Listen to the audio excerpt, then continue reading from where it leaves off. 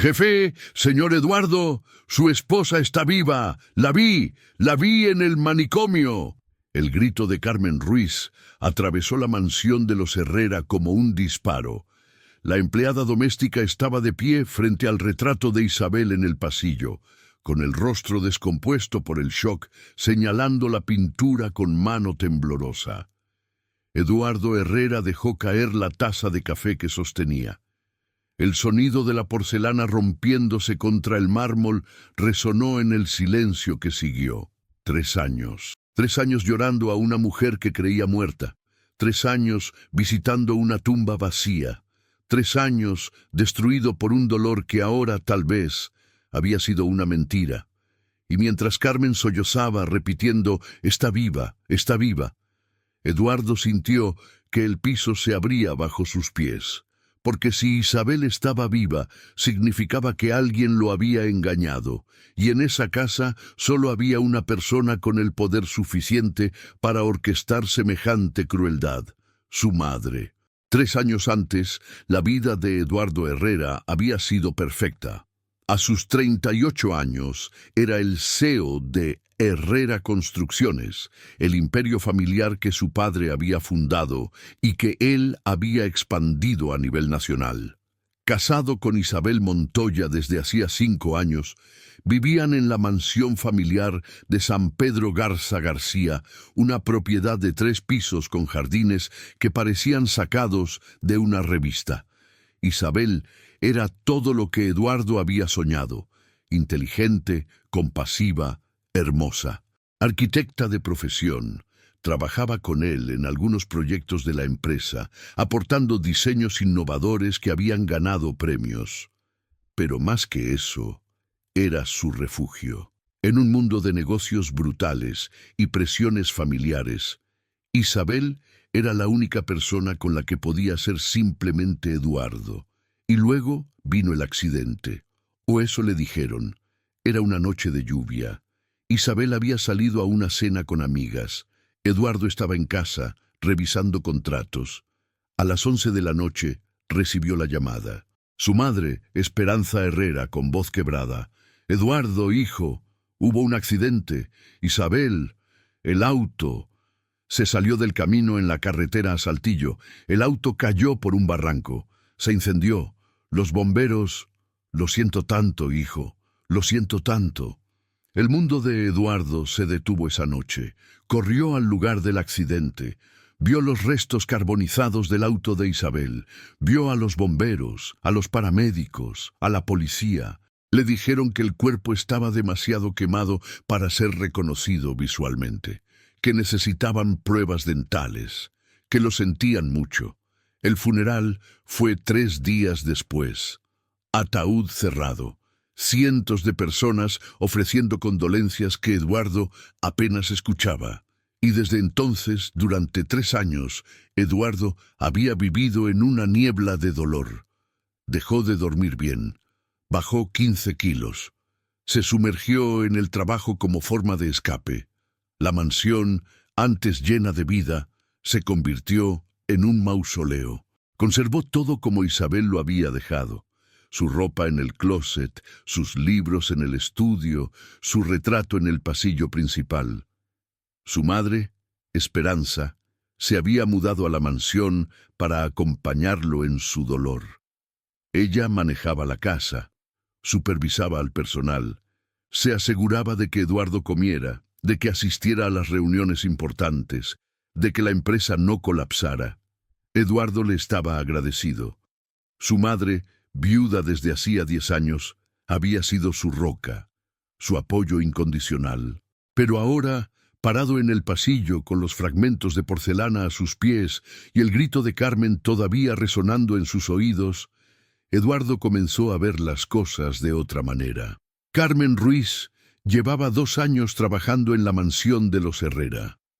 Era una mujer de 45 años, callada, eficiente, invisible en la forma en que los empleados domésticos suelen serlo para las familias ricas.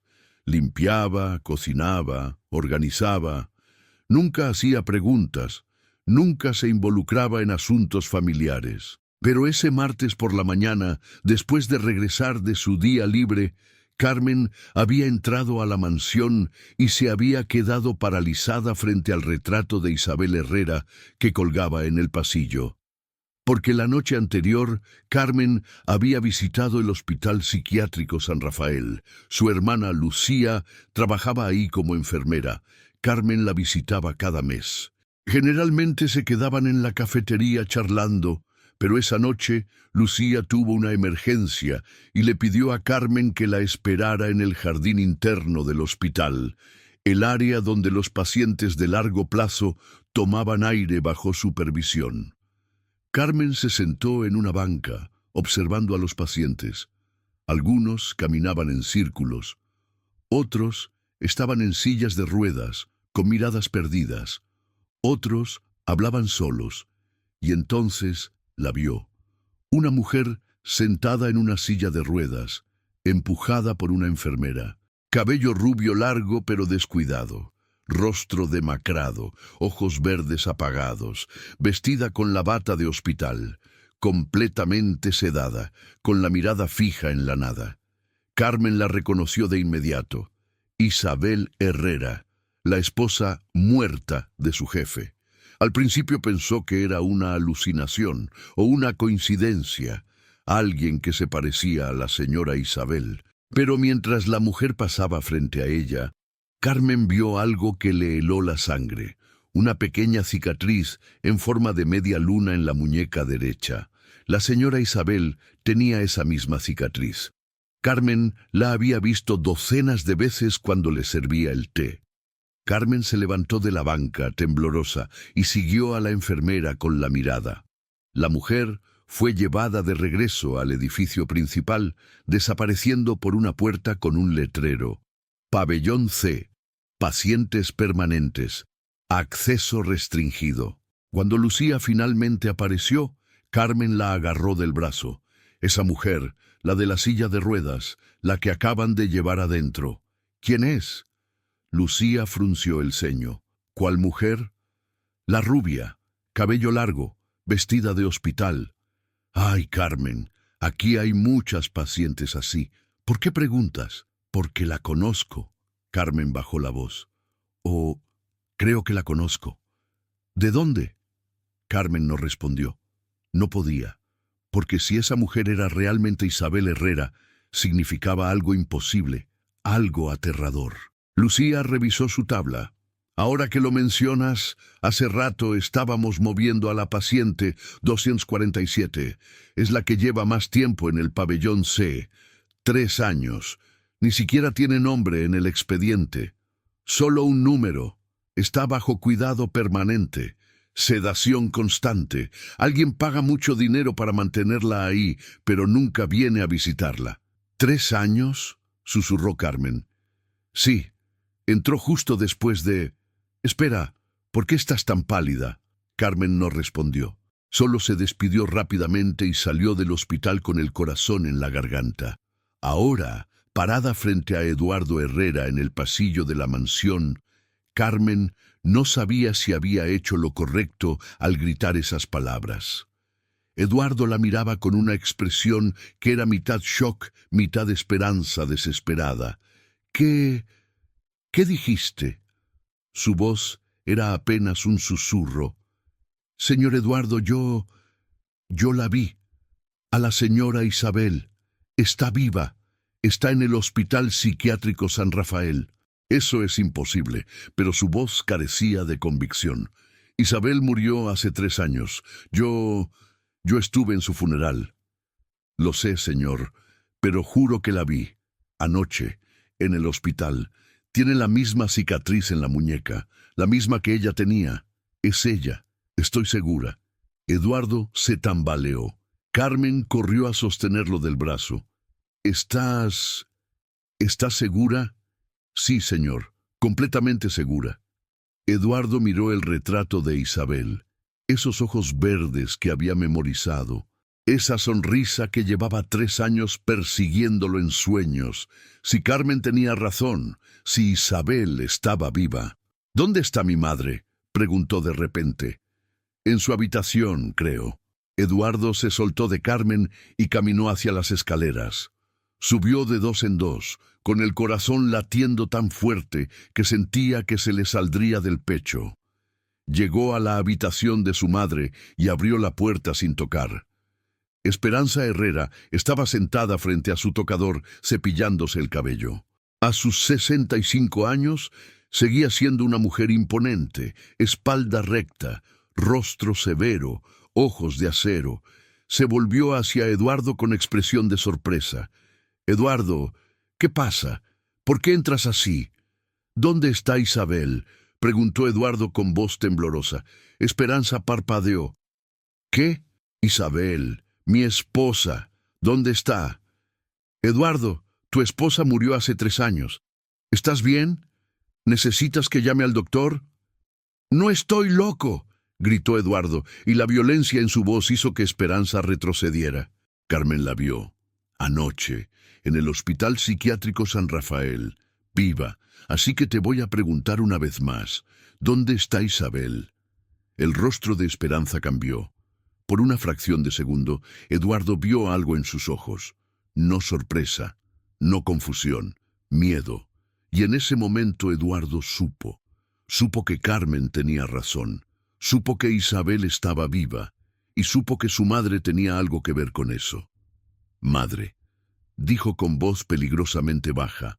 «¿Qué hiciste?» Esperanza se puso de pie lentamente, recomponiendo su máscara de control. «No sé de qué hablas. Esa empleada está confundida. Probablemente vio a alguien que se parece a Isabel. Nada más». «La cicatriz», dijo Eduardo. «Carmen mencionó la cicatriz en la muñeca, la que Isabel tenía desde niña. No es confusión, madre, es ella». Esperanza apretó los labios. «Eduardo, estás alterado. Entiendo que la muerte de Isabel fue difícil para ti, pero no puedes...» «Basta». Eduardo golpeó el tocador con el puño, haciendo que los frascos de perfume temblaran. «Basta de mentiras. Dime la verdad. ¿Está viva? ¿La internaste ahí?» Esperanza lo miró en silencio por un largo momento. Y luego, para horror absoluto de Eduardo, sonrió. No fue una sonrisa amable. Fue una sonrisa de quien acaba de perder un juego, pero no tiene remordimiento. «Sí», dijo simplemente, «está viva». Y sí, la interné ahí. El mundo de Eduardo se detuvo. «¿Qué?» «Escúchame bien, Eduardo, porque solo voy a explicar esto una vez». Esperanza caminó hacia él con pasos medidos. Isabel era un problema que amenazaba todo lo que esta familia ha construido. Así que hice lo que tenía que hacer. ¿De qué diablos hablas? Tu esposa descubrió algo que no debía. Esperanza habló con frialdad quirúrgica sobre los negocios de tu padre, sobre cómo realmente construimos este imperio. Y cuando intentó confrontarme, entendí que no podía permitir que esa información saliera a la luz. Eduardo sentía que iba a vomitar. ¿Qué información? Eso no importa ahora. Lo que importa es que Isabel representaba un riesgo. Así que orquesté el accidente. Sobornó a un conductor para que estrellara un auto robado. Encontré un cadáver sin identificar de la morgue. Lo puse en el auto. Incendié todo. Y mientras tú llorabas en el funeral, yo me aseguré de que Isabel fuera internada bajo un nombre falso en el San Rafael, paciente 247, sin identidad, sin historial, solo una mujer loca que nadie viene a visitar. Estás demente. Eduardo retrocedió. Eres un monstruo. Soy una madre que protege a su familia, respondió Esperanza sin emoción. Y lo haría otra vez. Eduardo sintió que las lágrimas corrían por su rostro. 3 años. 3 años destruido por un dolor fabricado. 3 años visitando una tumba vacía. 3 años creyendo que había perdido a la mujer que amaba, cuando en realidad ella había estado viva todo ese tiempo, encerrada, sedada, sola, por culpa de su propia madre. ¿Y si yo hubiera seguido adelante?, preguntó con voz quebrada.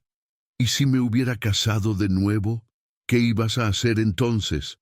Me habría asegurado de que Isabel nunca saliera de ese lugar, respondió Esperanza. De una forma u otra. Eduardo cerró los ojos. Cuando los abrió, miró a su madre con una expresión que nunca antes había tenido hacia ella. Odio puro. Voy a ir a buscarla, dijo. Voy a sacarla de ese lugar y luego voy a asegurarme de que pagues por lo que hiciste. No puedes, dijo Esperanza con calma. Ella está internada bajo mi custodia legal, declarada mentalmente incompetente.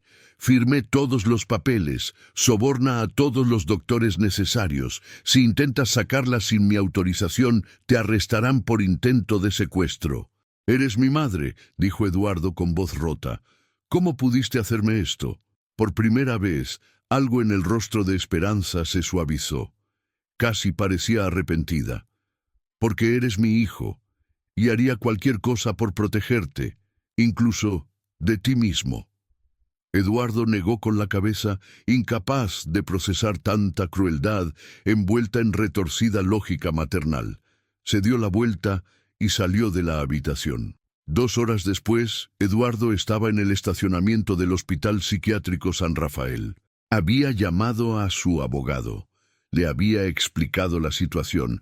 El abogado le había confirmado lo que su madre dijo. Legalmente, Eduardo no tenía derecho de sacar a Isabel sin autorización de quien la había internado. Necesitaba una orden judicial.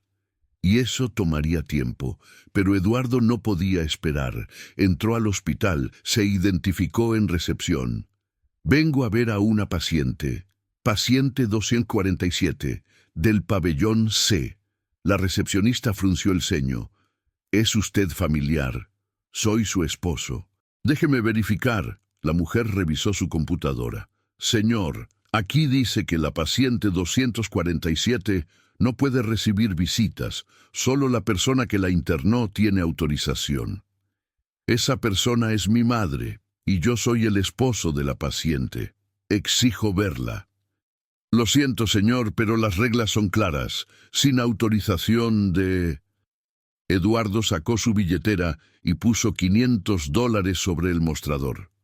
5 minutos. Solo quiero verla. Ni siquiera tengo que hablarle. Solo necesito verla. La recepcionista miró el dinero, luego a Eduardo. Vio el dolor genuino en sus ojos. Tomó el dinero. 5 minutos. Pero si alguien pregunta, usted nunca estuvo aquí. Nunca estuve aquí. La mujer llamó a una enfermera. Una joven de unos 30 años apareció. Llévalo al jardín. La paciente 247 está tomando aire. La enfermera asintió. Eduardo la siguió por pasillos blancos que olían a desinfectante y desesperación. Pasaron por salas donde personas gritaban, lloraban, reían sin razón. Llegaron a una puerta de cristal que daba al jardín. «Ahí está», dijo la enfermera señalando. Eduardo miró, y su corazón se detuvo. Sentada en una silla de ruedas, mirando hacia un árbol con expresión vacía, estaba Isabel. Su Isabel, demacrada, pálida, con el cabello largo y descuidado, vestida con bata de hospital. Pero era ella.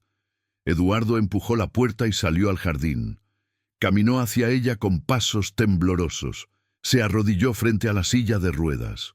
«Isabel», susurró. Ella no reaccionó. Seguía mirando al árbol como si Eduardo no existiera. «Isabel, soy yo. Eduardo, tu esposo». Nada. Eduardo tomó su mano. Estaba fría, inerte. «Isabel, por favor, mírame». Lentamente, muy lentamente, ella giró la cabeza. Sus ojos verdes lo miraron. Pero no había reconocimiento, no había emoción, solo vacío. «¿Me recuerdas?», preguntó Eduardo con la voz quebrada. «¿Recuerdas quién soy?». Isabel parpadeó.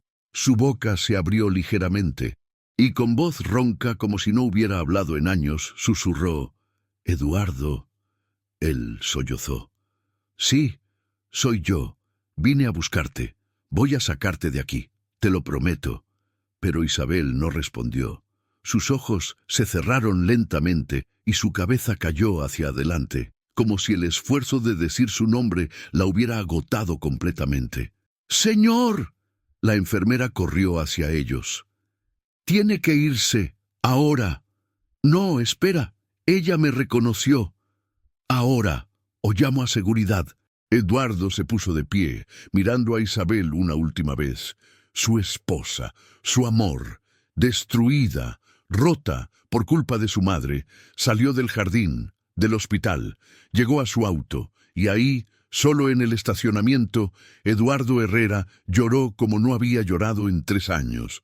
Pero estas lágrimas eran diferentes, no eran lágrimas de duelo, eran lágrimas de rabia. Esa noche, Eduardo regresó a la mansión, entró a su estudio, sacó su laptop y comenzó a investigar. Su madre había mencionado que Isabel había descubierto algo sobre los negocios de su padre, algo lo suficientemente grave como para justificar encerrarla de por vida. Eduardo nunca había investigado profundamente cómo su padre, Héctor Herrera, había construido el imperio familiar. Simplemente lo había heredado y expandido. Pero ahora, con ojos nuevos, comenzó a escarbar. Revisó contratos viejos, documentos de hace 20 años, proyectos que su padre había completado, y encontró algo. Un proyecto de vivienda social en Monterrey, edificios construidos para familias de bajos recursos. El gobierno había pagado millones, pero los edificios habían sido construidos con materiales baratos, subcontratistas fantasma, inspecciones falsificadas. 2 años después de inaugurados, uno de los edificios colapsó durante un temblor. Murieron 40 personas, niños, familias completas. El caso fue investigado, pero nunca llegó a ningún lado. Los documentos fueron sellados, testigos desaparecieron, y Herrera Construcciones salió sin un rasguño. Eduardo sintió que el piso se abría bajo sus pies. Su fortuna, la mansión, el imperio, todo construido sobre cadáveres. Isabel había descubierto esto, y cuando intentó hacer lo correcto, su madre la silenció. Eduardo cerró la laptop. Sabía lo que tenía que hacer, y aunque significara destruir todo lo que conocía, lo haría, porque Isabel merecía justicia, y su madre merecía pagar. Eduardo Herrera no durmió esa noche. Se quedó en su estudio hasta el amanecer, rodeado de documentos, contratos viejos, artículos de periódico amarillentos y fotografías que contaban la verdad sobre el imperio familiar. Cada página que leía era una puñalada, cada descubrimiento, una traición más profunda. El edificio colapsado de Monterrey no era el único crimen, había más: contratos fraudulentos, sobornos documentados, inspectores comprados, familias desplazadas, comunidades destruidas. Todo archivado meticulosamente en cajas que su padre había guardado en el sótano como si fueran trofeos. Y su madre había sabido todo, había sido cómplice, tal vez incluso arquitecta de algunos de esos crímenes. Cuando Isabel descubrió la verdad, no tuvo oportunidad. Esperanza la borró del mundo antes de que pudiera hablar. Eduardo cerró la última carpeta cuando el sol comenzaba a salir. Sus ojos estaban rojos, su garganta seca, pero su decisión era clara como el cristal. Iba a destruir el imperio Herrera, iba a exponer todo, y después iba a salvar a Isabel. A las 8 de la mañana, Eduardo entró a la cocina. Carmen estaba preparando café, nerviosa, evitando su mirada. «Carmen», dijo Eduardo. «Gracias». Ella levantó la vista, sorprendida. «Señor, gracias por tener el valor de decirme la verdad». La mayoría habría guardado silencio. Carmen asintió con lágrimas en los ojos. «¿La señora Isabel la va a sacar de ahí?» «Sí, no sé cómo, pero voy a sacarla. Y voy a asegurarme de que mi madre pague por lo que hizo». «Necesita ayuda». Eduardo la miró. Carmen era solo una empleada doméstica.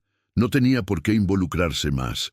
Pero en sus ojos vio algo que él había olvidado durante 3 años. Humanidad genuina. Necesito que testifiques, dijo Eduardo. Necesito que le digas a las autoridades exactamente lo que viste en el hospital. Cada detalle. Lo haré, respondió Carmen sin dudar. Lo que sea necesario. Eduardo asintió. Luego se volvió y salió de la cocina. Su madre estaba bajando las escaleras, vestida impecablemente como siempre, con esa máscara de control que nunca se caía.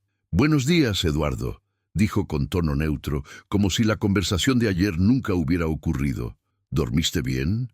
Eduardo la miró con una expresión que hizo que Esperanza se detuviera a mitad de la escalera. «Contraté a un abogado», dijo Eduardo con voz fría, «especialista en derecho familiar y casos de internamiento forzado. Esta mañana presentaremos una demanda para liberar a Isabel. También contraté a un investigador privado para documentar todo lo que hiciste, el cadáver falso, los sobornos a los doctores, la falsificación de documentos». Esperanza bajó el resto de las escaleras con calma. «Eduardo, estás cometiendo un error. El error fue creer en ti durante 3 años. Si expones esto, destruirás todo», dijo Esperanza. «La empresa colapsará. Nuestra reputación quedará en ruinas. Los socios se irán. Los contratos se cancelarán. Perderás todo». «No me importa». «¿No te importa?» Esperanza rió sin humor. «Eres el CEO de una empresa de 1.000 millones de pesos. Tienes responsabilidades, empleados que dependen de ti. ¿Vas a tirar todo por una mujer que ni siquiera sabe quién eres?» Eduardo se acercó a ella hasta quedar a centímetros de su rostro. «Esa mujer es mi esposa. Y sí, voy a tirar todo. Porque lo correcto importa más que el dinero, algo que tú nunca entendiste». «Eres un ingenuo», dijo Esperanza con desprecio. «Tu padre lo entendía, por eso construyó un imperio. Tú lo vas a destruir en una semana». «Que así sea», respondió Eduardo. «Pero lo haré como un hombre, no como un criminal». Se dio la vuelta y salió de la mansión. El bufete de abogados Martínez & Asociados ocupaba 3 pisos de un edificio en San Pedro. Eduardo había contratado al mejor. Octavio Martínez, 60 años, ex fiscal federal, con reputación de ganar casos imposibles. Cuando Eduardo entró a su oficina y le contó toda la historia, Octavio escuchó en silencio, tomando notas. «Es grave», dijo finalmente. «Muy grave. Tu madre cometió múltiples delitos: falsificación de documentos, privación ilegal de la libertad, fraude, obstrucción de justicia. Podría enfrentar entre 20 y 30 años de prisión». «Bien», respondió Eduardo. Pero Octavio levantó un dedo. «Sacar a Isabel del hospital no será fácil. Legalmente está internada bajo custodia de tu madre. Necesitamos demostrar que el internamiento fue fraudulento. Eso requiere pruebas. Tengo a Carmen. Ella vio a Isabel. Puede testificar. Es un inicio, pero no es suficiente. Necesitamos los documentos del hospital, el expediente de Isabel, evidencia de que fue internada bajo identidad falsa y sin consentimiento». «¿Cómo conseguimos eso?» Octavio sonrió. «Tengo contactos en el San Rafael. Déjamelo a mí. Mientras tanto, voy a presentar una orden judicial de emergencia para que puedas visitarla formalmente, y voy a solicitar una evaluación psiquiátrica independiente. Si podemos demostrar que Isabel fue sobremedicada intencionalmente para mantenerla incapacitada, tendremos un caso sólido». «¿Cuánto tiempo tomará?» «Si todo sale bien, 1 semana, tal vez 2». Eduardo cerró los ojos. 1 semana más.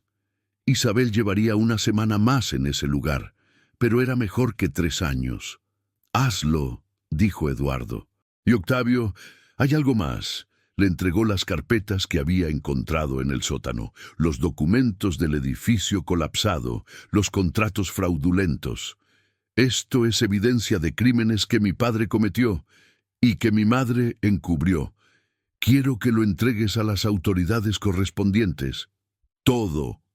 Octavio abrió las carpetas. Su expresión cambió. Eduardo, si entregas esto, Herrera Construcciones será investigada. Probablemente cerrada. Tú podrías enfrentar cargos como cómplice después del hecho. No fui cómplice. No sabía nada de esto hasta ayer, pero ahora que lo sé, no puedo quedarme callado. Hazlo. Octavio asintió lentamente. Eres un hombre valiente, Eduardo. O muy tonto. Todavía no sé cuál. Tal vez ambos, respondió Eduardo con una sonrisa triste. Los siguientes días fueron un torbellino.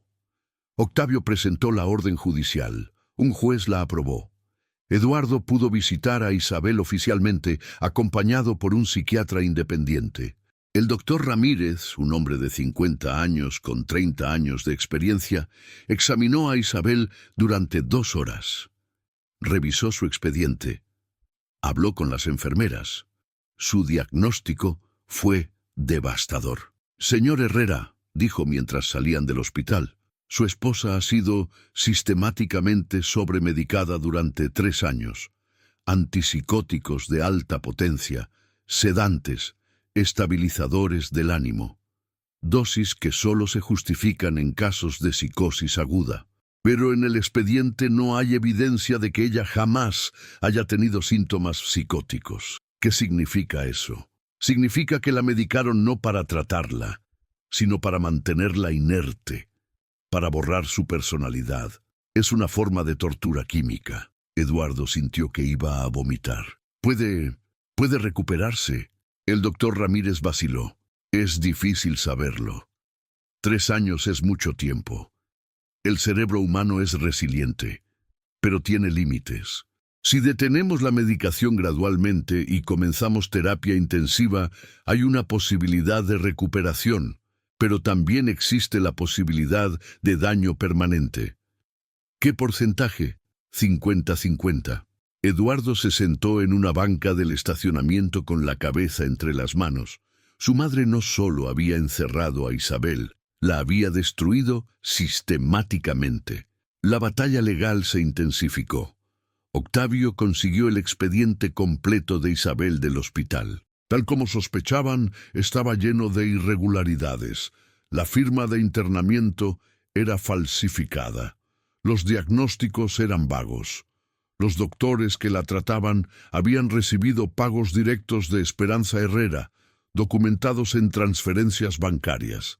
Con esa evidencia, Octavio presentó una demanda formal contra Esperanza Herrera y contra el Hospital Psiquiátrico San Rafael. La noticia explotó en los medios. CEO de Herrera Construcciones demanda a su propia madre por encerrar a su esposa en manicomio. Escándalo familiar, empresaria acusada de fingir muerte de nuera. Isabel Herrera encontrada viva después de 3 años. Las cámaras rodearon la mansión. Reporteros gritaban preguntas. Eduardo no respondió a ninguna, solo emitió un comunicado breve. Mi esposa, Isabel Herrera, está viva. Fue internada ilegalmente hace 3 años por mi madre, Esperanza Herrera. Estoy luchando por su liberación y porque se haga justicia. No daré más declaraciones hasta que esto se resuelva. Esperanza, por su parte, contrató al bufete más caro de Monterrey. Sus abogados argumentaron que Isabel había sido internada porque era un peligro para sí misma, que había intentado suicidarse, que Eduardo estaba siendo manipulado, que todo era un malentendido, pero las pruebas estaban en contra de ella. El juez ordenó una audiencia de emergencia. La sala del tribunal estaba llena, Eduardo sentado con Octavio, Esperanza al otro lado, rodeada de sus abogados, con esa máscara de control que nunca se caía. El juez, una mujer de 60 años con expresión severa, revisó los documentos. Este es uno de los casos más perturbadores que he visto en 30 años de carrera, dijo. Señora Herrera, las pruebas contra usted son abrumadoras. Falsificación de documentos, soborno, privación ilegal de la libertad. ¿Tiene algo que decir en su defensa? Esperanza se puso de pie. Su señoría, todo lo que hice fue proteger a mi familia. ¿Proteger? El juez la miró con incredulidad.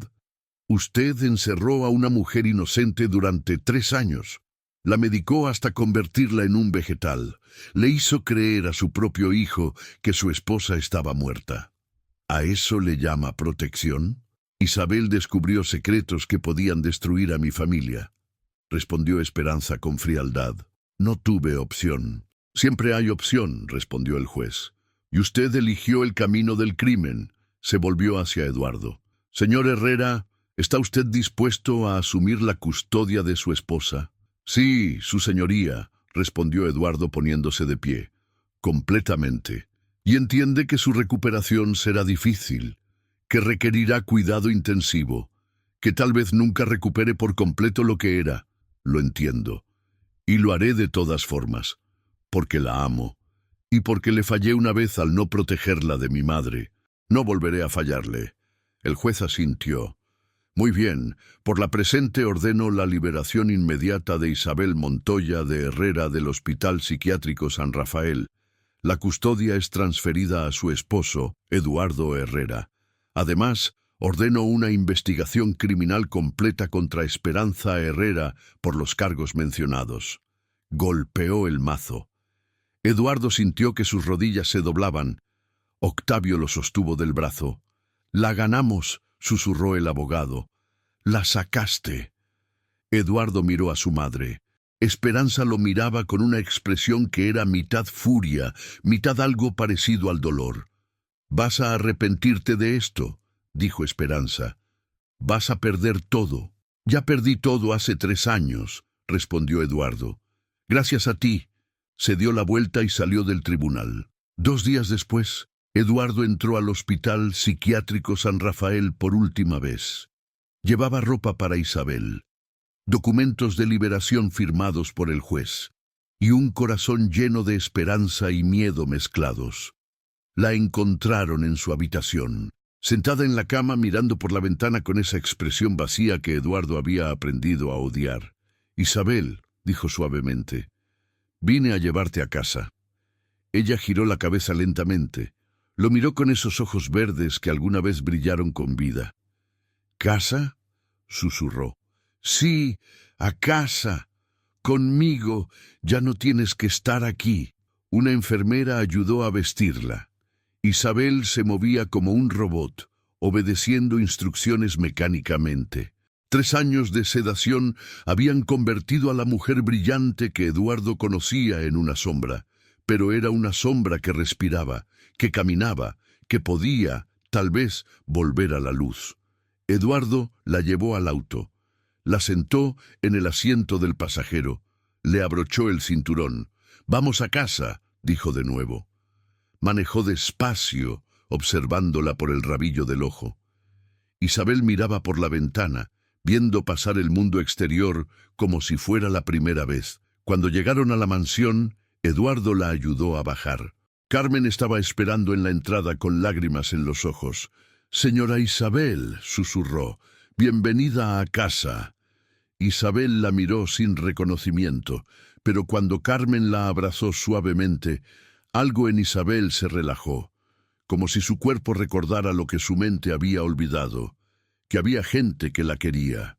Eduardo la llevó a su habitación, la que había conservado intacta durante 3 años. Su ropa en el closet, sus libros en el estante, sus fotografías en la pared. «Este es tu cuarto», dijo Eduardo. «Nuestro cuarto, ¿lo recuerdas?» Isabel caminó lentamente por la habitación, tocando cosas con dedos temblorosos. Se detuvo frente a una fotografía. Ella y Eduardo en su boda, sonriendo, felices, jóvenes. Tocó el cristal del marco, y por primera vez en 3 años, una lágrima corrió por su mejilla. «Eduardo», susurró. «Eduardo». Él corrió hacia ella y la abrazó. Isabel se dejó abrazar, llorando en silencio, como si algo dentro de ella finalmente se hubiera roto. «Estoy aquí», susurró Eduardo. «Estoy aquí y nunca te voy a dejar ir, te lo prometo». Los siguientes meses fueron los más difíciles de la vida de Eduardo. Isabel No recordaba casi nada de su vida antes del internamiento. Los médicos explicaron que la combinación de trauma psicológico y sobremedicación había dañado su memoria a largo plazo. Recordaba fragmentos, su nombre, la cara de Eduardo, emociones sin contexto, pero los detalles se habían borrado. Eduardo contrató a los mejores terapeutas, neuropsicólogos, especialistas en trauma. Isabel comenzó un tratamiento intensivo. Al principio, el progreso era dolorosamente lento. Algunos días Isabel no hablaba. Otros días lloraba sin razón. Había noches donde despertaba gritando, creyendo que todavía estaba en el hospital. Pero Eduardo nunca se rindió. Le mostraba fotografías, le contaba historias de su vida juntos, le leía sus libros favoritos, le ponía su música preferida, y lentamente, muy lentamente, Isabel comenzó a regresar. Primero fueron pequeñas cosas. Reconoció a Carmen. Sonrió cuando Eduardo le mostró fotos de su perro que había muerto años atrás. Recordó que le gustaba el café con canela. Luego vinieron recuerdos más grandes. Su boda, su trabajo como arquitecta, la casa que habían diseñado juntos. Y finalmente, 6 meses después de salir del hospital, Isabel recordó la verdad. Recordó descubrir los documentos, el edificio colapsado, las familias muertas, confrontar a Esperanza, la pelea, y luego, nada. Despertar en el hospital sin saber cuánto tiempo había pasado. Cuando le contó todo a Eduardo, él lloró con ella. «Lo siento», dijo Eduardo. «Lo siento tanto. Debí haberte protegido.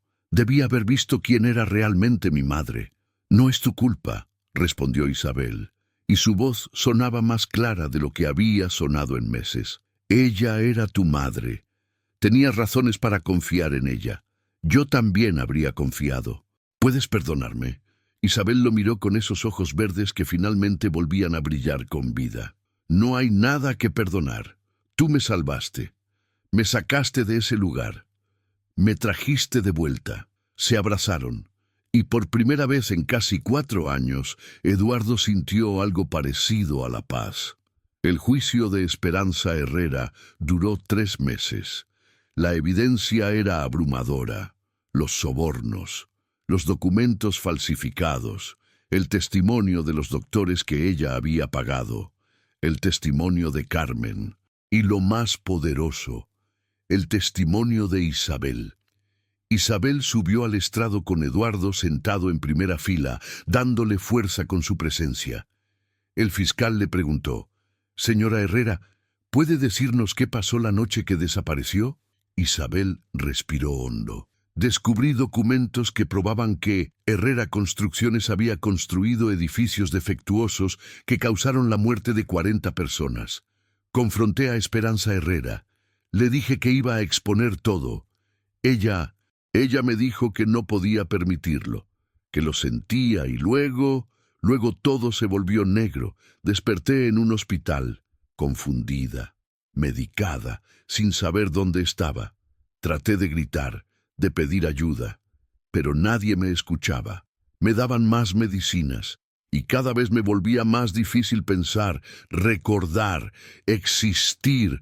Pasaron no sé cuánto tiempo, días, meses, años, todo se fundía, hasta que un día vi a mi esposo y supe que finalmente estaba a salvo. Cuando terminó de hablar, el silencio en la sala era absoluto. El jurado deliberó durante 4 horas. Veredicto: culpable de todos los cargos. Esperanza Herrera fue sentenciada a 25 años de prisión sin posibilidad de libertad condicional. Cuando la sentencia fue leída, Esperanza miró a Eduardo una última vez. No había arrepentimiento en sus ojos, solo furia. Eduardo no apartó la mirada. Sostuvo sus ojos hasta que los oficiales se la llevaron. 1 año después del juicio, Eduardo e Isabel estaban sentados en el jardín de su nueva casa. Ya no vivían en la mansión Herrera. Eduardo la había vendido. El dinero fue a un fondo para las familias afectadas por los crímenes de su padre. Herrera Construcciones había sido disuelta. Eduardo enfrentó cargos menores como heredero de una empresa criminal, pero su cooperación con las autoridades le valió una sentencia suspendida. Ahora trabajaba como consultor independiente, ayudando a empresas de construcción a implementar estándares éticos. Isabel había regresado a la arquitectura. Sus diseños, ahora enfocados en vivienda social segura y accesible, estaban ganando reconocimiento. No todo estaba perfecto. Isabel todavía tenía pesadillas. Todavía había días donde la ansiedad la paralizaba. Pero estaba viva, estaba libre y estaba sanando. ¿En qué piensas?, preguntó Eduardo tomando su mano. En Carmen, respondió Isabel. En que si ella no hubiera tenido el valor de hablar, yo todavía estaría ahí, perdida. Carmen ya no trabajaba como empleada doméstica. Eduardo le había dado suficiente dinero para que abriera su propio negocio, una cafetería en su barrio. Pero seguían en contacto. Isabel la visitaba cada semana. Hay mucha gente que ve cosas malas y se queda callada, dijo Eduardo. Carmen eligió hablar. Eso la hace heroína. Y tú elegiste creer, respondió Isabel. Elegiste destruir tu imperio para salvarme. Eso también te hace héroe. No soy héroe, Eduardo negó con la cabeza. Solo soy un hombre que ama a su esposa y que debió haberte protegido desde el principio. Me protegiste cuando importaba. Isabel lo besó suavemente. Me trajiste de vuelta. Y eso es todo lo que necesito. Se quedaron sentados en silencio, observando el atardecer, y en ese silencio, Eduardo pensó en su madre. Encerrada ahora en una prisión como ella, había encerrado a Isabel. No sentía satisfacción, solo tristeza. Porque al final, Esperanza había tenido razón en una cosa. Eduardo lo había perdido todo. Su imperio, su nombre, su fortuna, su madre, pero había ganado algo más valioso. Había ganado su dignidad, su integridad. Y a Isabel, y eso, comprendió Eduardo, era suficiente. Más que suficiente, era todo.